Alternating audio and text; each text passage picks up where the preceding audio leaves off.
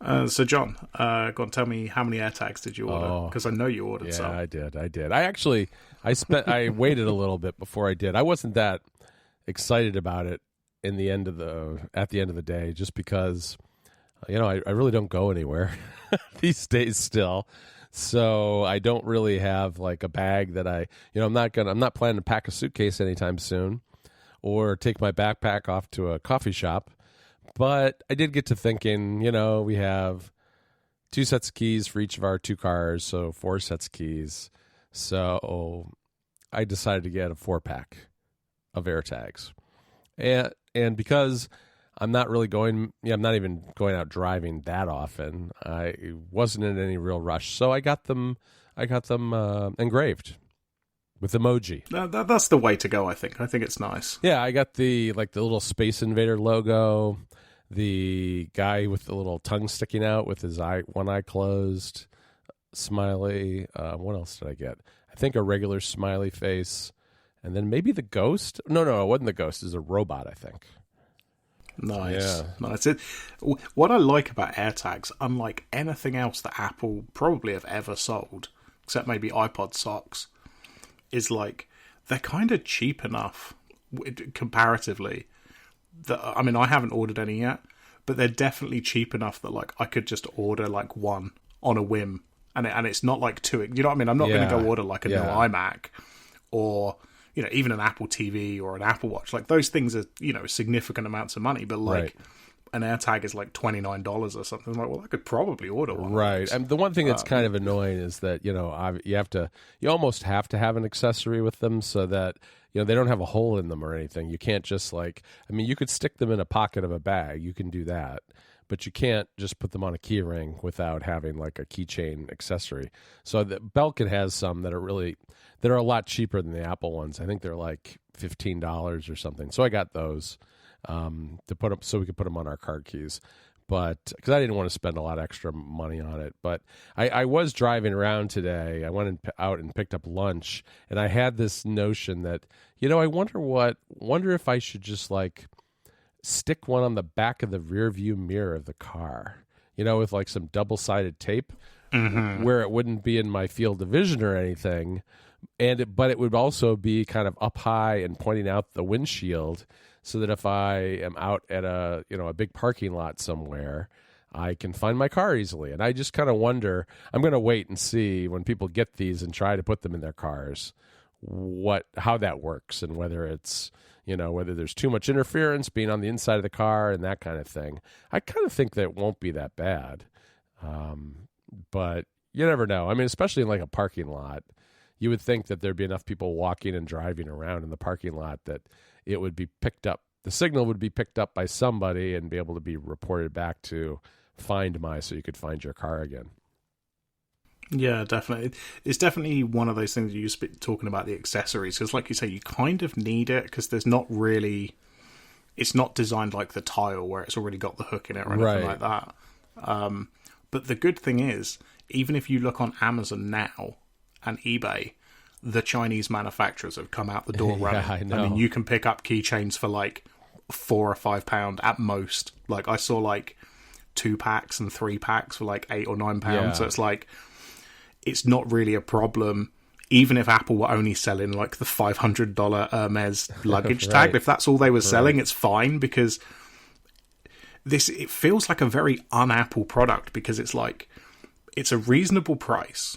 And I mean, like, legitimately, like, reasonable. Like, any person could see it, like, yeah, that's actually a decent price. The battery's replaceable. You don't actually ever have to replace the product itself. Right. And the accessories are easy to make, because it's just a circle of, leather or plastic or whatever people want to do. So it's like, it feels like this kind of impulse purchase. And even as I'm talking, I'm like, well, maybe I will order some. Like, like you, I'm not going anywhere. Right. I don't even have a car. Like, I have one key and it's for my house and it lives in my wallet. So I have like one less thing than most people are carrying around anyway. It's like, I don't need this, but I kind of like, well, I could just order one, I suppose. But then in my head, I'm going, oh, well, if I'm going to order one, I might as well order a 4-pack just in case I want more. So it's like, this is how they get you. I'm just going to end up ordering 4 and then like a Right. bunch of these cheap key rings from eBay or something. Right. Yeah. And I ended up figuring I'd do it for the keys because while we haven't really ever lost our keys, like lost our keys and never found them again, they do end up, especially in the wintertime, in somebody's coat pocket or, Jennifer's purse or something like that, in a place where we forget to take them out and we're hunting around and trying to find the keys. And this will be hopefully an easy way to find that jacket pocket or pants pocket or whatever it is that someone left it in and be able to, to retrieve them quickly. So that's kind of cool. And I do agree with you. It is kind of unusual that the batteries are replaceable. I think that's great. And I have a ton of those kind of batteries already because I have I think it's the garage door HomeKit openers that I have that run on those kind of batteries, and they actually burn out. Those batteries burn out pretty quickly on the garage door because of the low temperatures in the winter and things like that. So I have quite a few of them stashed away in the house, so that'll be convenient. And I think they last a very long time in the AirTag. I can't remember. It's like a year plus, I forget. But in any event. Yeah, I think that's what they said. And like you, I have a whole pack. I think I have 10 or 20 in the drawer because it's, my kitchen scales take it, my human scales, just scales, I guess. The scales I weigh myself with. I don't even know what you'd call those. And I'm sure there's something else in the house that we've got. I think there might be a little remote that we've got, like takes those batteries, and I'm pretty sure I paid like £1 or £2 for a pack of those. So it's like, it's really not it's not like it's some obscure battery that you've got to pay a lot of money to replace. Yeah, it's pretty common, and they're pretty inexpensive. A lot of times they'll be in like fire alarms in your house or any kind of really small electronic, really, that doesn't need a lot of power. So, yeah, it's kind of neat. I'm looking forward to trying them out and seeing how they work. I mean, I guess the best thing is if they don't have to work because you don't lose your stuff. But it is still kind of handy to have them that way. I mean, I've done dumb things sometimes, like this has not happened a lot recently because I'm not out much, but, I'll go out and work somewhere away from home, and I'll leave my bag in the car by accident in the garage, and then I'm looking all over the house trying to find my laptop or something, and it turns out it's in the trunk of the car or something like that. So that kind of thing would be handy if I had it in a bag. And I mean, I guess the reason to have it hanging on some kind of string or something off your bag is that way, if somebody finds your bag, like if you actually truly just like lost it, like left it behind somewhere, people can put their phone up to it, and it's got an NFC tag in it, so it's not even just someone with an iPhone; it could be someone with an Android phone. Can scan it, and this is optional, but you can put your phone number and name in, and it will open up a web page that has that information, so somebody can call you and give you your stuff back, which is nice. I mean, it's optional because of privacy reasons. You don't have to do it, but I think I would. Yeah, definitely. I think I'm trying to think of like things like right now where I'd need these AirTags, and I feel like it's like face masks. Because I I come in the house and I'm chucking them around, and I'm like, oh, I didn't use that one when I went out, so put it over there. I kind of need AirTags in all of them so that I can actually find where they Mine all are. All over the house. Oh, absolutely. I know. I put on a jacket or jumper or something. Look in the pocket, and there's a mask from 3 weeks ago that I've got to go and wash because we like just left it in there. Yep. And, this is definitely a different world. I imagine when Apple were doing AirTags, and we've been hearing about these for 2 years. Right. The world was a little bit different 2 years ago.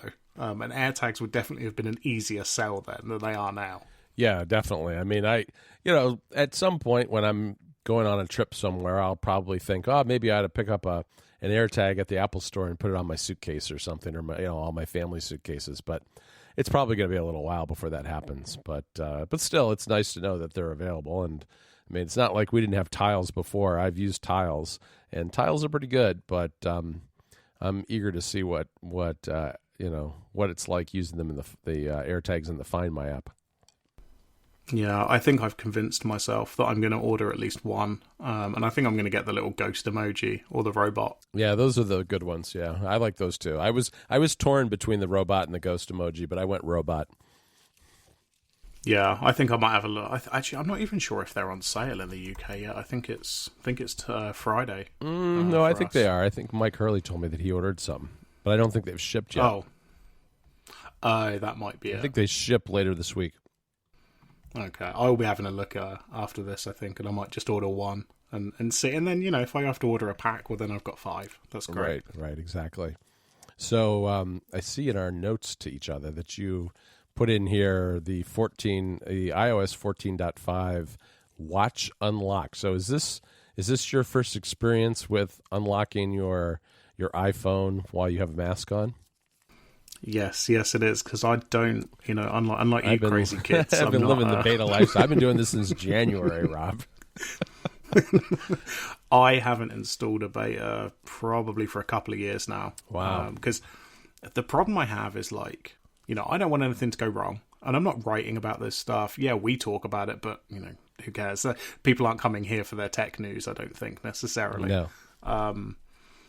And like every time I did do it, if there was a problem or something, I would just get annoyed, if like Overcast didn't work or something that I really rely on, which is Overcast, Tweetbot, something like that. Right.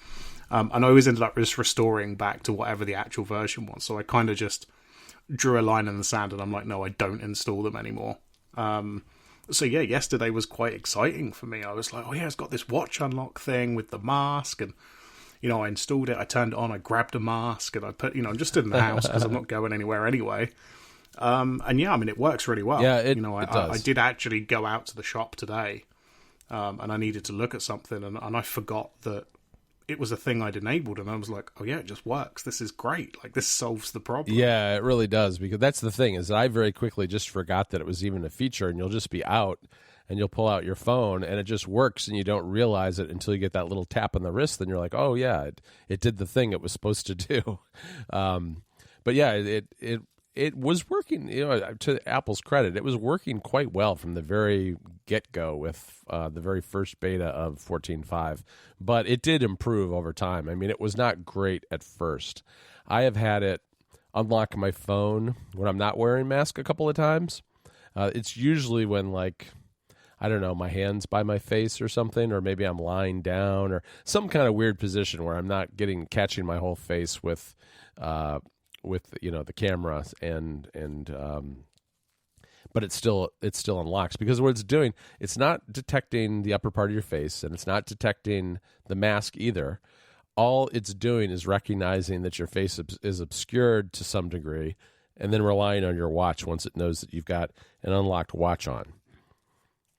Yeah, definitely. It actually happened to me today, because because I've had a bit of a busy day, so I was eating my lunch while I was working at my desk, and I had a sandwich. I was putting a sandwich you had a sandwich in my mouth. In the field of view of your camera.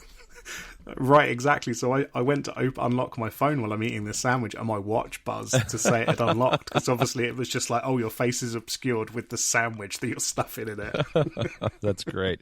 Yeah, it is pretty amazing what it can do. It's been an interesting several months with 14, because an awful lot of features have come out since the fall, and 14.5 is one of the most packed dot releases that we've ever gotten from Apple, I think.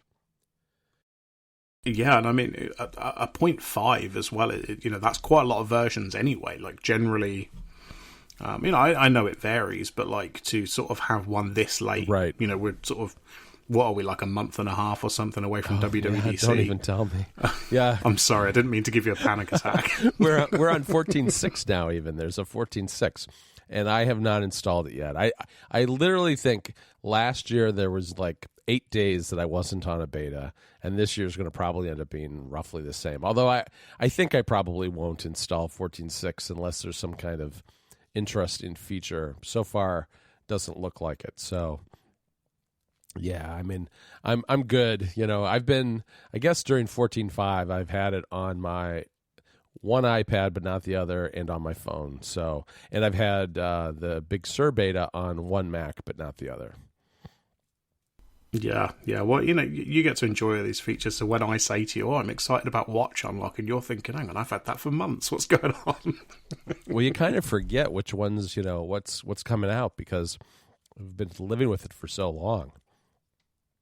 Yeah. I mean, absolutely. Like I say, it was more of a thing that I'd kind of noticed with myself, that every year I would install it. Sure. At WWDC, I'd wait for beta 2 or 3, and I'd install it, and then I'd be annoyed because generally it was Overcast. There's not judgment on Overcast, but because that's the thing I use the most. Sure. It's the thing I notice, and if that breaks, I get really frustrated, because otherwise I have to be alone with my own thoughts when I go for a walk, and nobody wants that. I need podcasts in my ears at all times. Exactly. Yeah, and, I rarely do the watch betas too, but this time I did, because I did want to really try the face mask thing. Yeah, doing it on the watch really scares me. Not scares me. The idea of having to go to the Apple Store annoys me. Yeah, you can really. You can. That's why I avoid it. And I don't even know that they can fix it. I think they have to send it somewhere.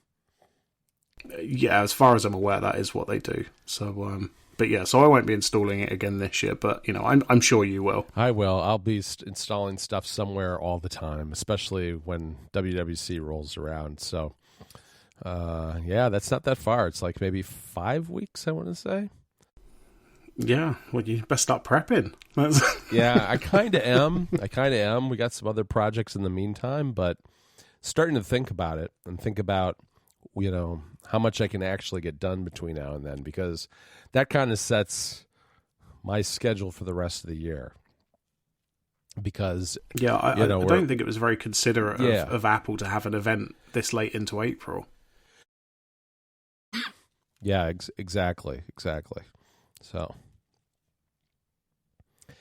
all right, Rob, why don't you tell me about this Ratchet and Clank trailer? Because I've heard good things, but I haven't had time to check it out.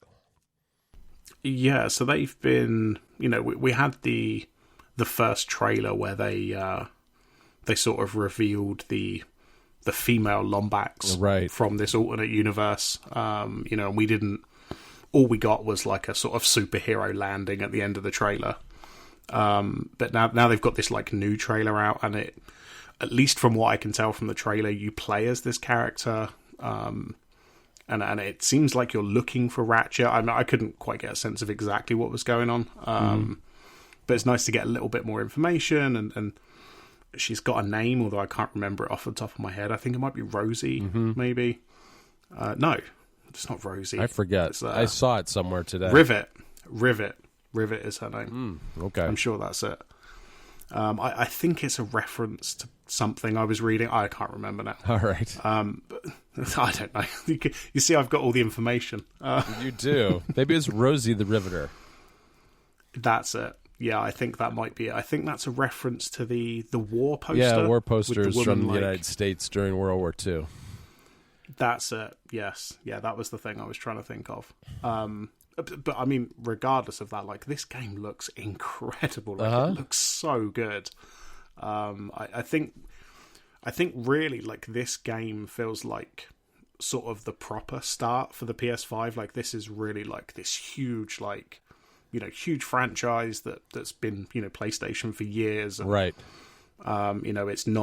It's not on the PS4. Like, it truly is like taking advantage of everything the PS5 has got, and I am very, very excited about this game. Yeah, no, that's the thing about it to me that I think is neat, is that it's one of the earliest true PS5 games.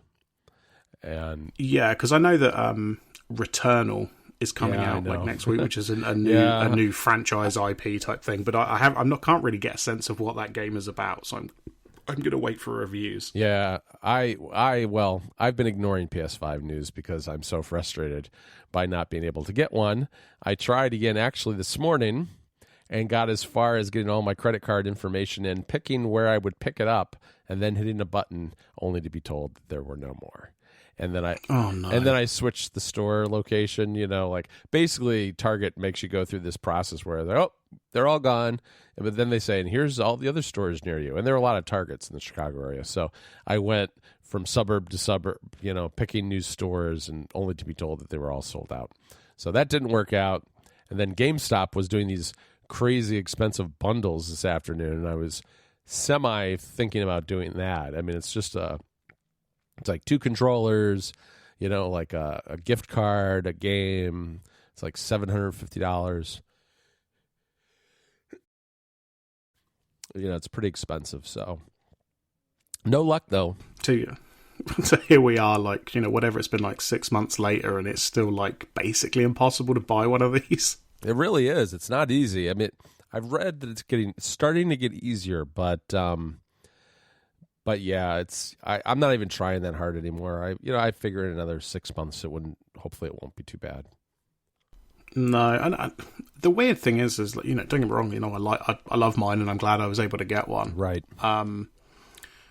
But it's not as though you're missing out on loads. You've got a PS4 anyway, so like a lot of these games are available on the PS4 anyway. And Miles Morales is there, Immortals Phoenix Rising that we spoke about before. Like, there's a lot of stuff that's just on the PS4. Now, yeah, okay, it might not, maybe the graphics aren't quite as good as they are on the PS5, and you've got load speed and stuff like that. But I think until we get stuff like Returnal, Ratchet and Clank, Horizon Zero Dawn 2 or whatever it's called, I think it's going to be another 6 months or a year really until the PS5 is going to be something that really is like, if you don't have one and you want to play these games, you're going to be missing out, like truly missing out, unlike at the moment, I think. Right. No, I think that's right. I should tell you though that I did get invited to the beta of Xbox Cloud Gaming on iOS and on the PC, and I tried it out and it's kind of fun. So that's, you have to be I always forget all their names, get their names all wrong, but I think it's Ultimate Game Pass if you subscribe to that. Mm-hmm. And I had actually canceled our subscription, and it was within 3 days of expiring. So I went and signed up for another month to give it a try and play it on my iPhone with the Backbone One controller. And if you have a good Wi-Fi signal, and I can usually get like 300 megabytes per second up and down, it works really pretty well. It's nice. Wow. Okay. Yeah, I mean, so I was playing Forza. This is one of those things. I played a little Forza. I'm trying to think what else I played. I played just some simple games too, just to get a feel for a bunch of different things. And I also played on my Mac in Safari. Not so great. It was kind of laggy, and I think it was more the Bluetooth controller connection than it was anything else. Having the physically connected controller to a lightning port on the iPhone was a lot better. Yeah, I can imagine that is, because the thing is with when you're doing that with a console, like with a PS5 controller to a PS5, it's right. They're doing a lot of clever stuff. It's not quite as easy as just, it's Bluetooth. Like, they're doing their own sort of proprietary custom stuff in between, so you don't get as much lag as you do. Exactly. I noticed that when I was playing something with a PS4 controller on my Mac. Like, I could tell that the lag was different compared to when I just play games on my PS4 or on my PS5. And it's really hard with something like Forza because that you really have to have good controller support for that. Yeah, definitely. Like you said, especially for like a racing game or something where you've really got to be quick. Like, you don't want any lag. I mean, this is why, people don't want lag for online games and stuff like that. And, this is kind of the same issue. Exactly. Well, someday, Rob, I'll get that PS5. You'll get it, and then, you can try and beat my speed run times in Astrobot. Oh, that sounds good. Which I've put a lot of effort into. So if you start beating me, I'm going to have to fire it back up again. All right. Well, I'll never stop talking about it once I get it, I think. No, it'll be like 6 months. I'm going, heard of this PlayStation 5? It's like, I've had it for 9 months, but it's new to me. Yeah, exactly. Yeah, that'll be your watch unlock. Yeah, exactly. Exactly. Oh man. All right. Well, it's probably a good place to stop for today. Yeah, I'd say so. All right. Well, good. Good to chat with you, and we'll be back in a couple of weeks, I suppose. Yes, we will. All right. Talk to you later, Rob. Bye.